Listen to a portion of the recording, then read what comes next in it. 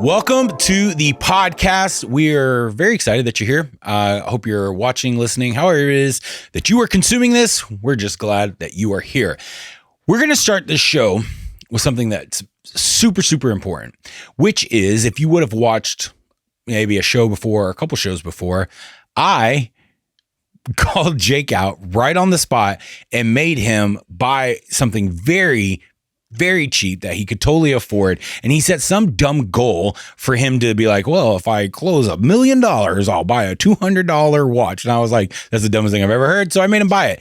And now we are going to showcase this beautiful, honestly, it looks even better than it's a cool watch. Yeah. Right here. It's not just a cool watch. It's awesome. And it looks great on you. Yeah, oh, it does. It's got a great bracelet. Oh my gosh. Great dial. I mean, great, crown. I mean, I don't know. Right here. I don't know really if has a crown, but on this, but yeah, it's Liquid Death watch. Yeah, right sure. Drinking Liquid Death, wearing a Liquid Death watch. Here's the best thing about all of this. One, that he took action. He made a decision, took action, and bought the watch. Probably because I peer pressured him. It doesn't matter. He still had to make the decision because it's his money. I don't have access to his bank account. But what's more amazing about this whole entire thing, shout out to Nixon for partnering with Liquid Death on this, is that a can of water made you buy a freaking watch. That can, I mean, you've well overspent $200 on Liquid Death. Oh. Probably in the last month. I mean, if not within I think I drink 2 to 3 of these a day. Are you doing it through Costco or are you buying them gas station prices? I'm Publix, I think, is where I'm getting them.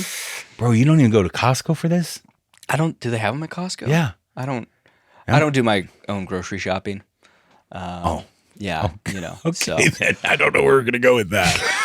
I doubt. I don't know. I really hope we have female watchers, but if we don't, then it doesn't really matter apparently. But first of all, we should really talk about where you're purchasing these very expensive, amazing. I mean, they taste phenomenal. They're great water. Okay. High quality water. At least check Costco or Sam's. One of those can at least make this not as bad.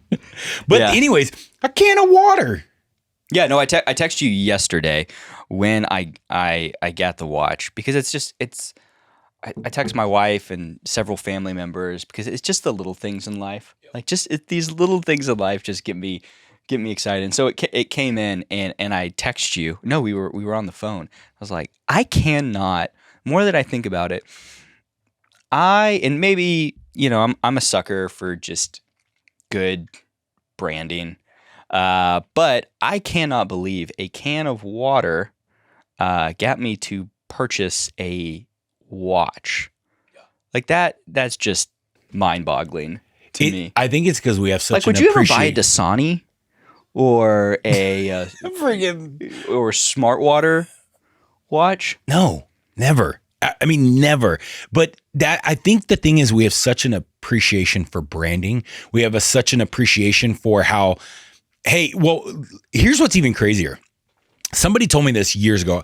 If you're watching this and you told me this years ago, I would love to give you credit. So maybe just let me know. But they were a marketing agency, and this would have been about, I would say 06, 07, right? So I was out of Texas.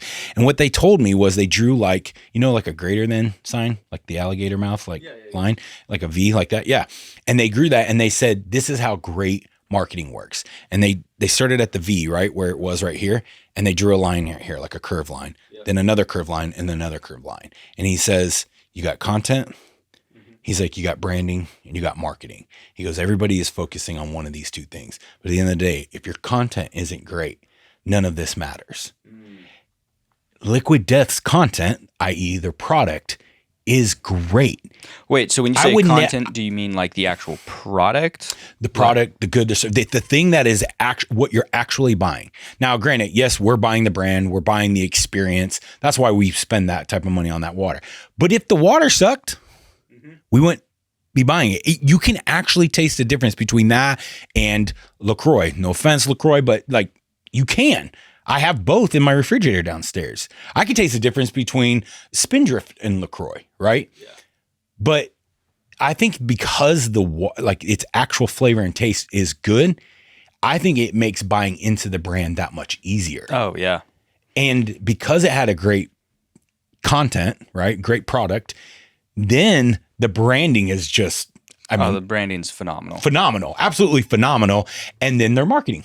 They are. Yeah, they're whoever is running the marketing department in Liquid Death, you need a raise because you're getting schmucks like me to buy $200 watches from your water brand.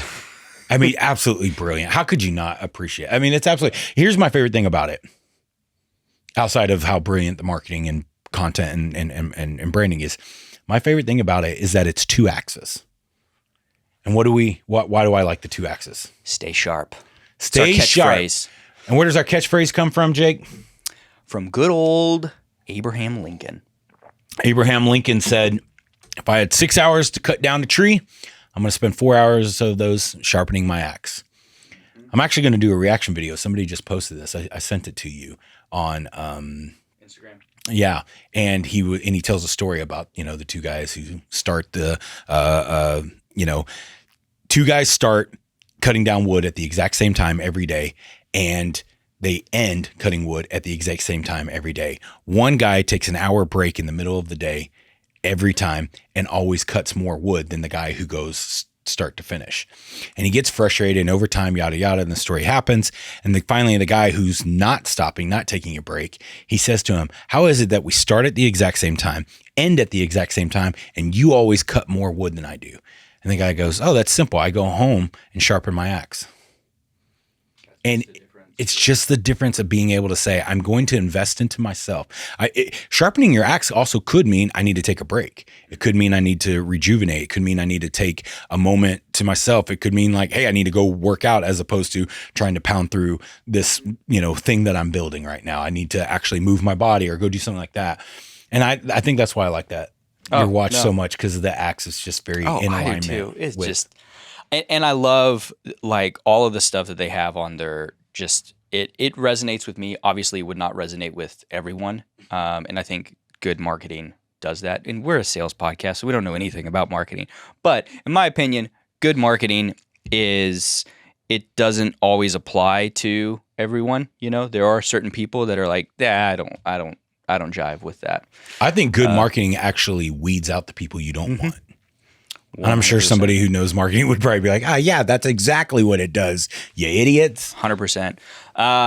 With that, though, let's dive into today's Are you sure? topic. Do we have to talk about I know you want to anything continue to talk about. I'm just enjoying this. This week has been a freaking, this it's a Friday.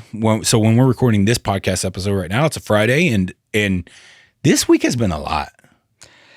Yeah, it's been. Do you have decision fatigue? All the time.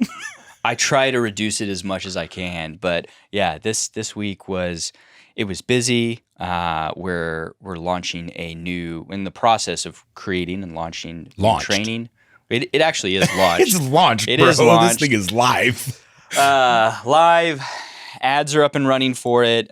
We have a couple other business partnerships that we're exploring as well. So that has been a lot as well. So one of the things that has been on my mind, and I specifically wanted to talk with you about, because I think this is something that you're really good at and I am getting better at, specifically when it comes to making decisions and how to make certain decisions, having frameworks to make those in, when to use logic, when to use emotion, trust your gut, like all that stuff. I think that's very confusing for a lot of people.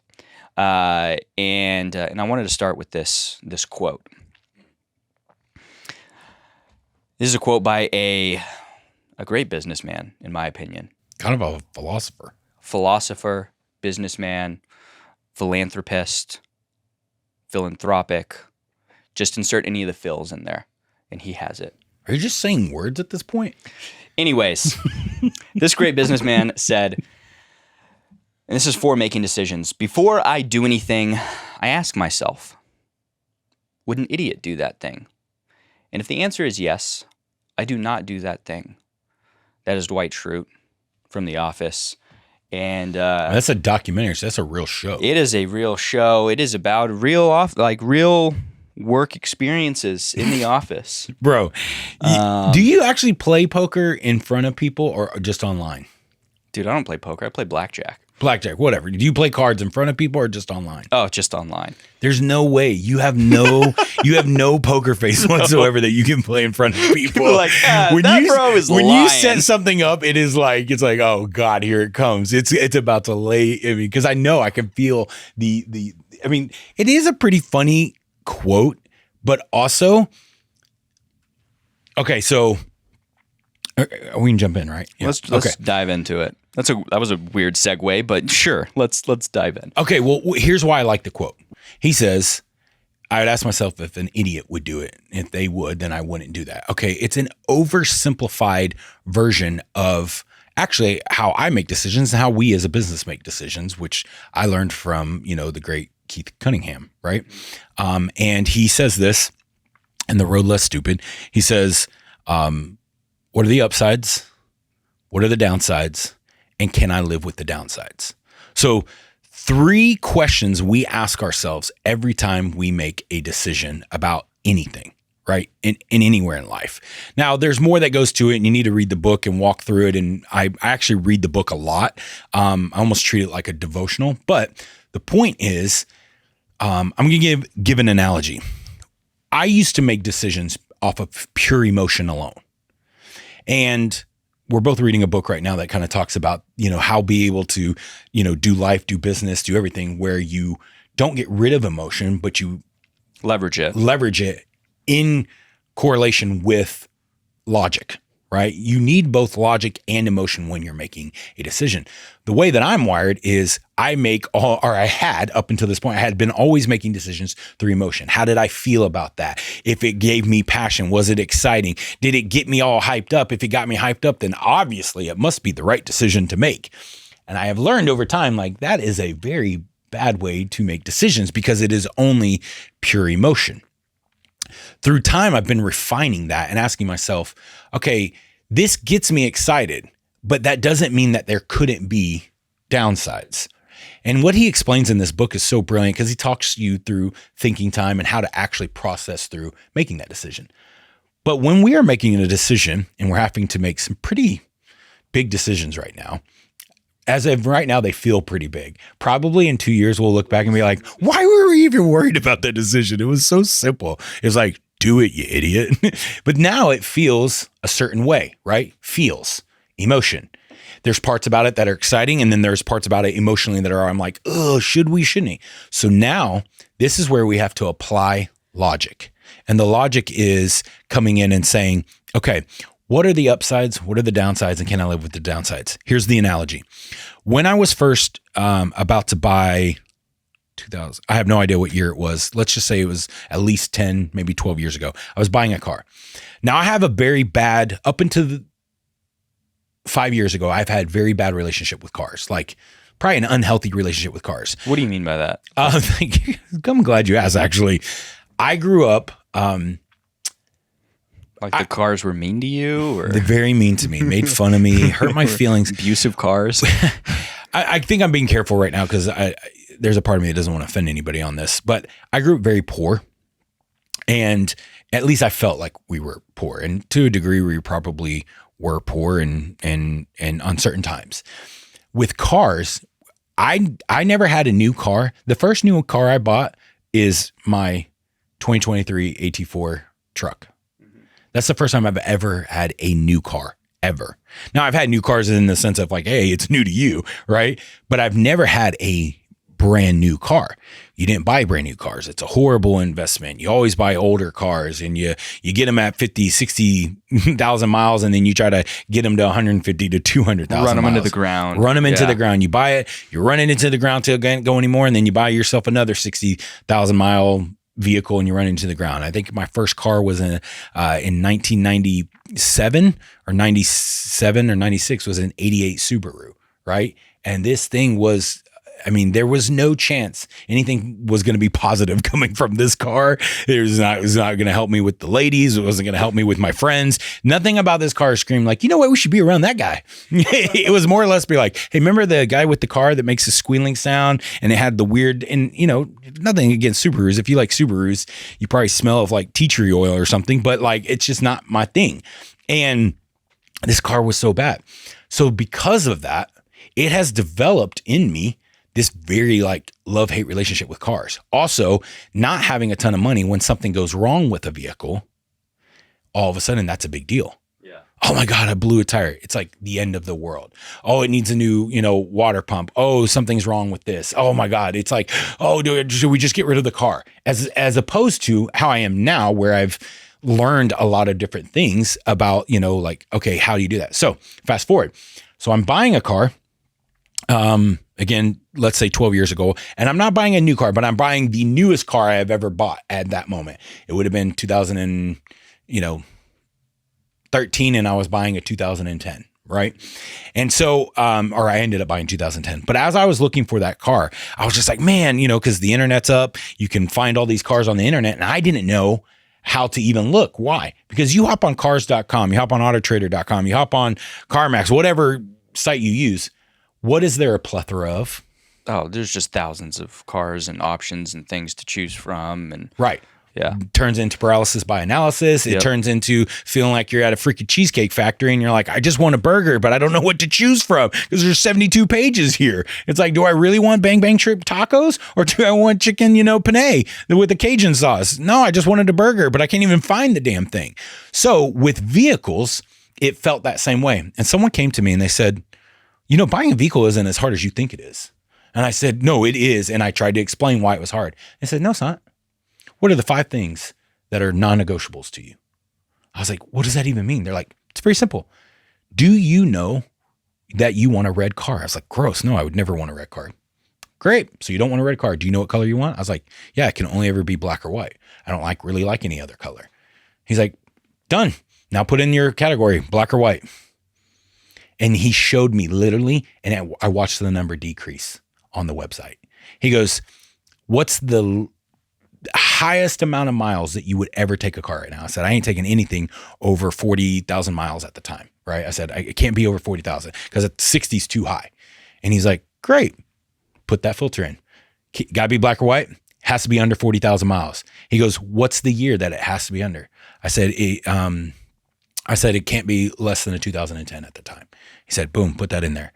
He said, all right, what's another thing? I said, I really wanted to have leather seats. Boom, leather seats. And then I had said something else. I don't even remember what it was. It was like something with media, something that mattered. He goes, now, out of those 5, what are the 3 that come hell or high water? It doesn't even matter what the vehicle is that you want. Oh, the other thing was not media. It was SUV. I needed an SUV because I was hauling drums around. So it had to be an SUV or a truck. And I said, for sure it's got to be an SUV or truck, under 40,000 miles, and black or white. Everything else I'll figure out. Yeah. Okay. I put those 3 things in. You know how easy it was to pick a car?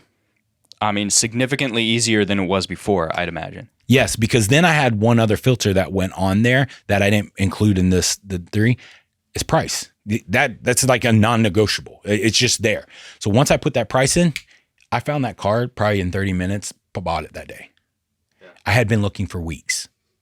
The problem was when I was making that decision, I was so overwhelmed by, but it could be this, it could be that, it could be this. Some people call that now FOMO, fear of missing out. But if I buy this car, I could have missed out on an opportunity over here. If I take this job over here, this other job might open up over here. Yeah, but it also might not. And then you could miss an opportunity. I'll never forget, can't remember who told me this, but they said, never forget, money loves speed. Yes. Money loves speed. It's funny you bring that up because I was texting with a close friend of mine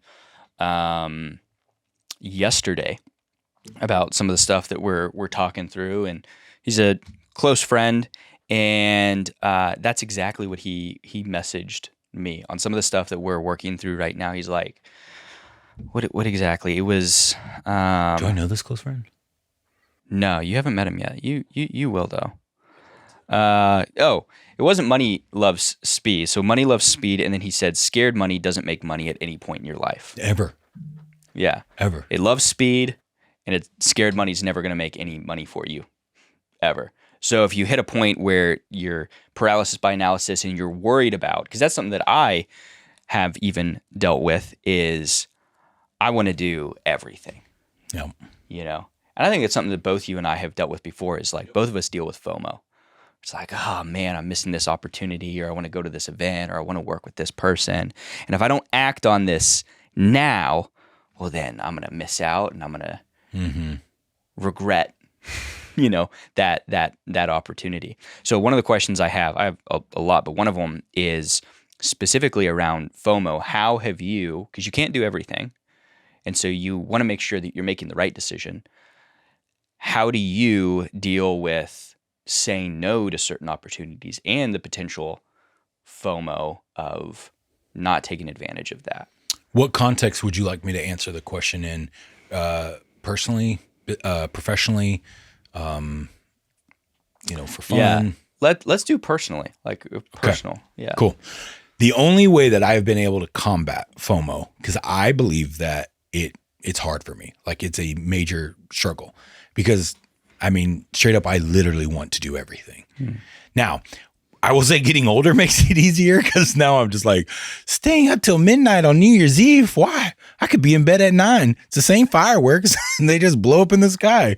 I'm going to start the new year no matter what. So I will say some things with age have helped with that. But to personally not deal with FOMO, I had to come to grips with, what do I really want?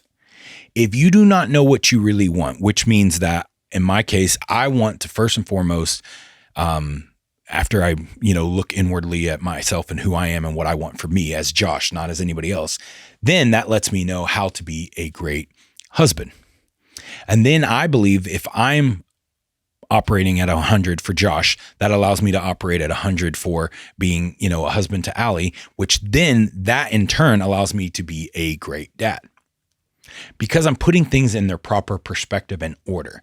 I am actually a better dad when Allie and I are consistent on our date nights, because I don't actually feel like, oh, am I giving her enough time?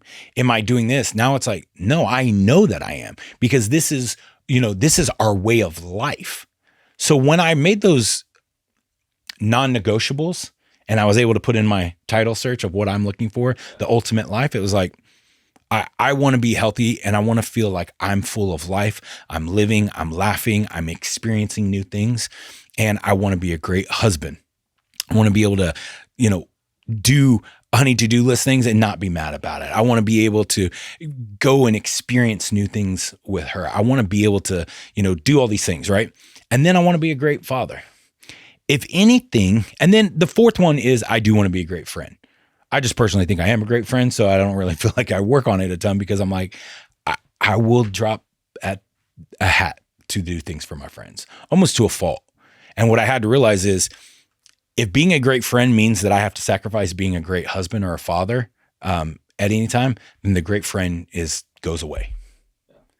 Because if I'm not going to feel FOMO, which is the fear of missing out, Josh, you got to come to this event. But going to that event means that I am not fulfilling on this thing that I said I will do, because this is who I am. Then I'm not going to go to that event. So it seems like what I'm hearing, and for people listening, when it comes to making decisions, it's less about making the right decision, but more so which decision aligns with what it is that you want and your non-negotiables. Does that seem accurate? Yeah, because the right decision is the one that honors the commitment to yourself. Yeah. So that's why when you go to someone and you say, well, here's my situation, what would you do? Their response might be different based off of what is important to them, what they have prioritized. So and that's something that I'll fall into, is wanting to get feedback from other people. But sometimes the feedback from someone else, while it is a good decision in terms of the feedback they're giving me, it might not be best for me, because it doesn't align with those things that are non-negotiable for myself, my family, my business, right? Mm-hmm. If you had an opportunity to be gone away from your family for a month straight, and it was going to catapult your career, but you couldn't see them. They couldn't come visit you. You're going to have a hard time really communicating with them. It's going to be overseas. You're not going to do that, but it could, make you a lot of money and can do that. Would you do it? It depends. Depends on the opportunity. It depends on the potential outcome of the opportunity. Really what it's going to depend on is if I'm going to trade time away from my family, it has to produce some type of result that's going to put my family in a better position at the end of that 1 month period. Right. And that's great for you. It's not even a question for me. I've already spent away from my family. I've spent the amount of months I had to spend away from my son when we were, getting my daughter, right? And we'd have to be over there. What do you never get back? Time. And what can you never make more of? So for me, at the stage of where I'm at, it's non-negotiable. Somebody says, hey, I want you to be overseas for a month. You're probably never going to see your family. You're not going to be able to talk to them because you're going to be busy nonstop. And you won't see them for a month, but it's going to catapult your career. I'll say to them, no. Because there's another way for me to catapult my career. There's another way for me to achieve what I'm trying to achieve without sacrificing that which I cannot sacrifice anymore. It's unacceptable. It's non-negotiable for me. So although that deal might be lucrative and I will be drawn, right now I'm saying it as if I'll be like, no, not a chance. No, of course not. How could I even entertain it? No, I'll be like this. Oh God, it's going to be such great. It's going to be so much money. I mean, the realness, right? I'm being truthful right now, right? Actually, I'm always truthful, but I'm being as raw as I can. But I know that I'm just going to say no. Now, if you told me, hey, you can have them come over, but you need to move right now. Great. Now we got a different story. Different conversation. Because if they can come with me, if maybe they can't even come with me, they just come over for a week, they fly back, they come back over in another week, something like that, and I can work it out. Okay, now we have a different conversation. But if you're like, they're just things in life that you have to accept. Let me start by this way. There are just things in life that if you set the parameters for what you want and they become non-negotiables, then making decisions becomes very easy. Yeah. You know what I don't have to think about in the morning? What do you not have to think about in the morning? What color shirt I'm going to wear. It's going to be black. Maybe I'll wear a white one every now and then. Maybe, if I'm wearing a button up or if I go golfing, I have different color shirts for golfing and things like that. But as simple as it is, it's just like, man, I want the least amount of decisions as possible. So that way, the decisions that actually matter, that really affect, ain't nobody's life being changed by the color shirt I wear. Doesn't even matter. No one could give two craps about what I wear or don't wear. Yeah. You know what can make the difference is how we, the enthusiasm that we infect inside of a business, the decisions that we make on should a business do this offer or that offer, how we coach somebody, how we connect with people. Those are like life transforming decisions. So I think when people are trying to say, hey, going back to FOMO, how do I deal with FOMO? Very simple. What are the non-negotiables in your life that no matter what, come hell or high water, you're not going to do that? Then when you take that decision and you're presented with something, well, I don't want to miss out. Yeah, but does it go against your non-negotiables? If it doesn't go against your non-negotiables, then just go to the thing. Yeah, you won't create quote unquote FOMO or worry about making the wrong decision as long as those negotiables are in alignment. I was talking with, because this is something that I consistently deal with, and I think it was like 3 or 4 months ago, I came to the realization, and I told Kay, my wife, I was like, what I've come to realize is I can do anything I want in life, maybe except play in the NBA, right? Because I barely know how sports work, and I'm not very tall. But you can do just about anything you want in life. Yeah. But you can't do everything. Yeah. And I just have to think through, okay, anything. What are those things that I want? Again, I can't do everything, but I can do just about anything. And being specific with what are those non-negotiables? What is that criteria, that filter, like when you were buying your car, that you go through to make the decision-making process easier? So do you have any advice for someone that, were you going to say something? I do. I want to ask you a question. Okay. And if you think this is like so dumb, just be like, let's not even address that. Why do you believe that people are weighing it as right or wrong?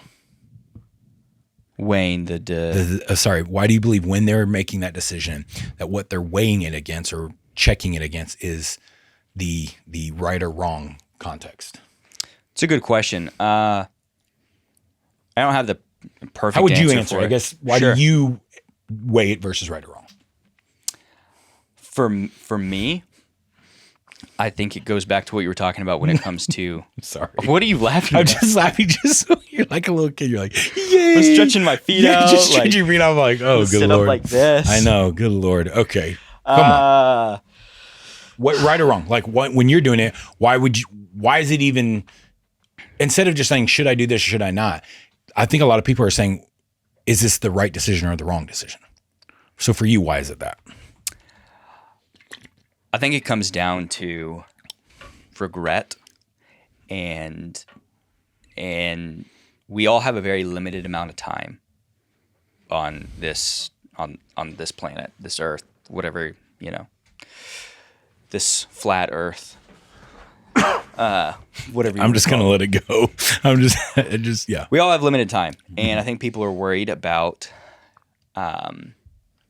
making a decision that they're going to look back on, and they'll have regret. And I'm speaking to myself personally. Why would you define a decision that you make and it goes wrong, right? I mean, just for the context of this conversation, why does that fall under regret?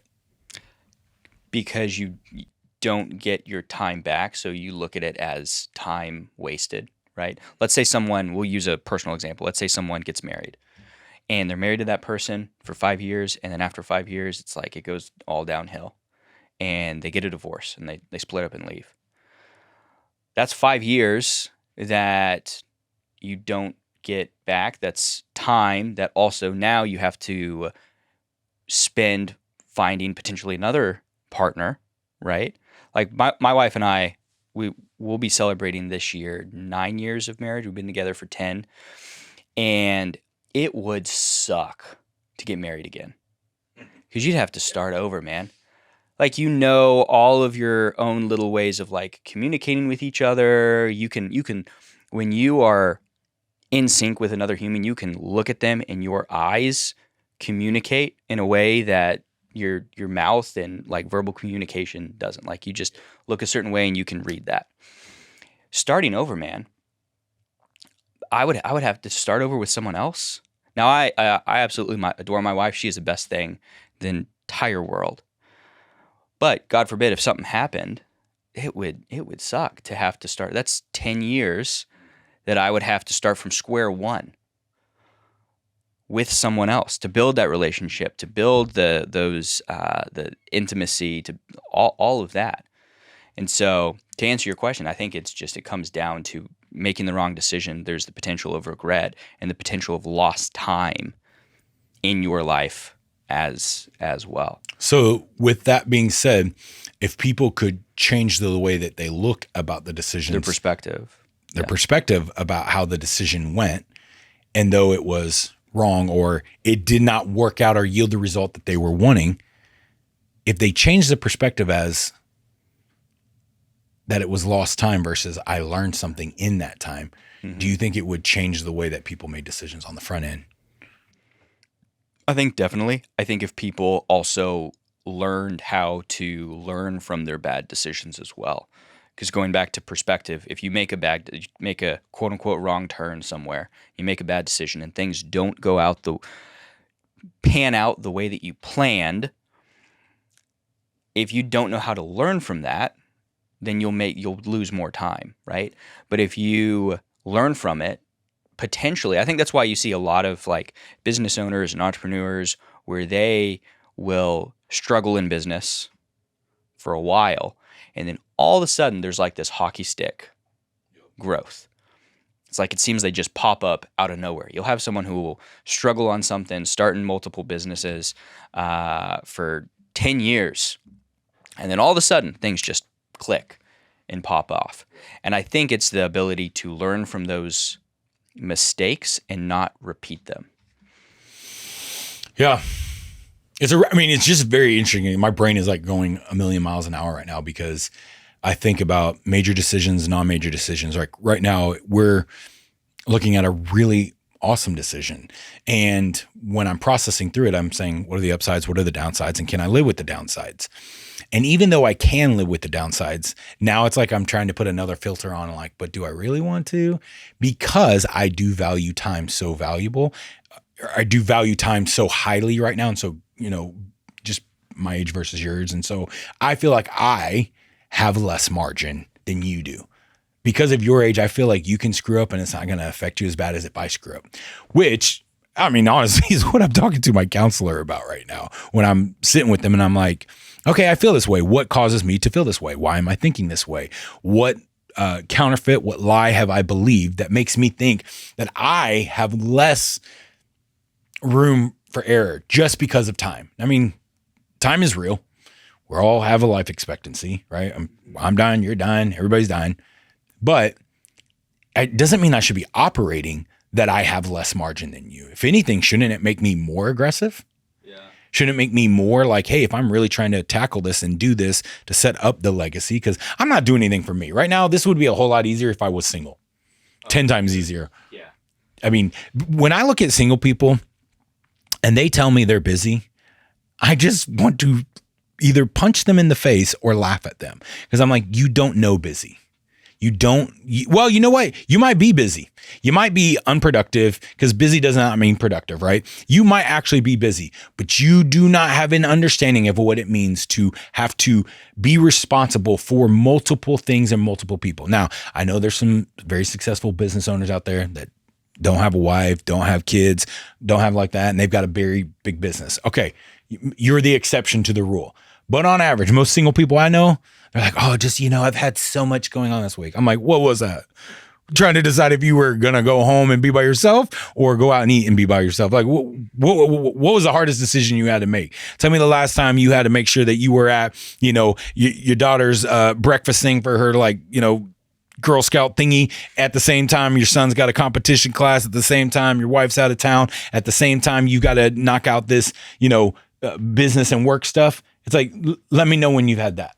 Let me know when, we had our kids over at someone's house the other day, and this mom, she got 5 kids. Oh my God. No, she has 6, I think 6 kids. And I'm just like, and they're all of age now where they're all doing something. And so people are like, oh, well, that's their fault. They had all those kids. I'm like, first of all, what a blessing to have that many kids. Second of all, it's like that. You want to talk about, like, who should be doing master classes on, like, being productive in organizations? Moms who have large kids and they got these calendars like bam, bam, bam. And it's like, yeah, we're going to be here. We're going to here, knock this out, do this thing and do that. And it's like, because they got those things running just like well-oiled machines. I mean, they should be running companies. Oh yeah. And think about it. You're managing a whole group of people that aren't like fully mentally developed. Like they're all kind of dumb. Wash their hands after they go to the restroom. Oh yeah, I mean, you think about someone with teenagers, for example, is like when you become a teenager, there's a piece in your brain that disconnects, basically, like the logic and emotional side of things. Does it ever actually reconnect? Yeah, I think it reconnects when you turn like 28. So mine reconnected last year. Maybe mine didn't reconnect. But I see. When you are making decisions and when you are actually looking at your life, I just wish people would stop playing so afraid. Mm-hmm. They would not remove the emotion completely, but remove the emotional aspect. You're buying a car right now. All right, remove the emotional aspect, because the emotional aspect's already there. You want something that's fun. You want something you're proud of. You want something that you can, show off. Cars are an extension of people. Clothes are an extension of people. Not everybody's a car person, but if you are and there's some emotion to it, then the emotion side already exists. Remove that for a second and think logically. Now you've got a logic, and does the logic line up with the emotion? Because when you marry those two together, you've got yourself a really winning combination. I just realized what I think is really interesting in everything that you said, going back to the car example, is you're actually using emotion to create a logical decision. Because when you're creating your filters, right, for whatever decision it is that you're making, whether it's a personal decision, a business decision, you are using emotion to create that criteria, right? What color car do I want? That's an emotional. I don't like red cars. They're ugly. I like black and white cars. That's emotion. You're creating criteria, and then you're using logic to tick the boxes off and be like, well, emotionally, I decided here's the things I want in a business partner. Here's the things I want in a spouse. Here's the things that I want in the next business deal. That like here's my non-negotiables, and I'm using motion to create that, and then logic just justifies, how you're feeling. Yeah, and I think you can make decisions. Indecision is the thief of success. So not making a decision is not helping you. I'm not saying don't use wisdom. I'm not saying don't leverage time, because you can learn a lot from not being too hasty, right? There's a lot of growth in that. But there are people who will just sit on the fence. Obviously, in the sales, we see it all the time. I've been stuck for a year at this. I've been stuck for, 2 years. I've been stuck for 6 months and I can't seem to figure it out. I've tried this, and this. And it's like, yeah, but what have you actually done? What actions are you taking? And when most of the time, the people who have the hardest time buying or purchasing is because they don't actually know how to make a good decision for themselves, not for the sales pro or for the business. I mean, for themselves, they have a hard time actually moving forward for what's best for them. Yeah. Let's, before we wrap this up, let's actually bring this back to sales. When you are working with a prospect, because our job as a sales professional is to help people make decisions, right? That's all it is. You're just helping someone make a decision. So if you're dealing with a prospect that is poor at making decisions, how do you actually help them make that decision? Like, say they don't know anything about decision-making criteria. Everything they've done has just been with emotion and how they feel, and it's just all over the place. How do you actually help the prospect, maybe taking them through this process to make a decision or educate them on that? Yeah, that's a great question. When I'm with a prospect and I'm trying to help them make the best decision that they can make that moment, I do believe a lot of that is done in what we call the diagnose phase. And those anchor points of pain, pleasure, timing, finances, and decision maker, when you have those anchor points down, it's actually taking them on a journey to help them uncover or discover really, what do I really want? What have I tried to do to get what I want? How long have I been stuck? How long have I wanted it? What am I running from or what am I running towards? If in that diagnose phase, I'm starting to discover, oh, this person, because they can't answer these questions with efficiency or effectively, then I'm realizing they probably don't know how to make decisions. So now I'm going to leverage stories or analogies, testimonials, something to help paint a visual picture for them. Okay, it's like how we talk about with the jeweler, when you walk into the jeweler, into the jewelry store or whatever, they always want you to wear the jewelry because they want you to see it and envision that moment. So with somebody who has a hard time making decisions, I love using the whole A-B comparison. Right now, this is where you're at. You've got this problem, it's yielding you this result. You've been stuck for this long and you this. But over here, the person who makes decisions and acts on best for them has this life, this thing. They've solved this problem and they're living this way. Which version would you like me to partner with? The version of you right now that's not yielding what you want, but it's where you're safe and comfortable, or the person who takes a step of faith, draws a line in the sand and says, no, to have what I want, I'm willing to do what I must, that I've never done before. I'm willing to go where I've never gone before. I'm willing to step out, take a chance of faith, borrow the belief and confidence, and go to achieve that. Which version would you like me to partner with? Like, well, I want that. Okay, so for me to partner with that, what must that take? You learning how to make decisions. So do you really want this life? I do. Then that means that the first step is to make a decision today that is good for you, or to make a decision that is good for you. Yeah. And so I want to show them by painting pictures, using analogies. Sometimes you can say, I had a prospect just like you, Susie over here felt the same way. She was struggling with this, and this, kind of similar to your situation. And she told me when she started hitting success after applying what we do for her, she said, I hit this success, I did this, and I finally achieved. And I asked her, I said, why did that work for you? And she says, it's because I learned how to make a decision. Not just because of the process, not just because of that. That was all a byproduct of me actually making a decision on that phone call. Yeah. So to be clear, you're not going to take them through, here's how to make a decision. You're not going to teach. Most of the time, people won't respond well to that. Yeah. They don't want to respond to that because then they're going to feel like you're against them or you're above them and trying to talk down to them. I mean, that's what I have seen. Yeah. not to mention, I'm not appealing to them. If I can appeal to them emotionally, I can also help them make a logical decision. It is a logical decision when they're making that choice to buy or not buy, but it is the emotion that is partnered with that when the two become married, and it's like, all right, let's move forward. That's where that faith, that trust comes in, because emotion is meeting logic. Yeah. So you're creating a conducive like environment using metaphors and stories, examples for them to make that decision. If they haven't, and what you said, I think earlier is very important, where you're asking questions during the diagnose phase that indicate to you, oh, this person really, like if you ask, you know, what are you trying to achieve, right? What's the goal that you're trying to get to? And they're like, oh, I want to do, it's very broad. It's not specific. Yeah. Then you're like, oh, this person hasn't really thought about it before. What's your timeline to get this fixed? I want to get it fixed. I want to get it fixed. I don't really have a timeline. Okay. Hasn't really put much thought into this. What successful person do you know has zero urgency? I don't think I know any. What successful person do you know doesn't have know what goal they want and how they're going to accomplish it and get it? Yeah, I don't have a game plan. Right. Yeah. It's very simple when you're looking at somebody who is not successful, because they've not thought about it. They have not taken time to sit and think about their thoughts, their feelings, be logical with themselves, be emotional with themselves, work through that and game plan and say, how are we going to accomplish this? But yeah, it's good. It's good. This is a great episode. This was indeed. And cheers to Liquid Death. And watches. Liquid Death watches. Yeah. I don't even know where to go with that. All right. Thank you for listening. Thank you for watching. However it is that you're consuming this, we're always grateful for it.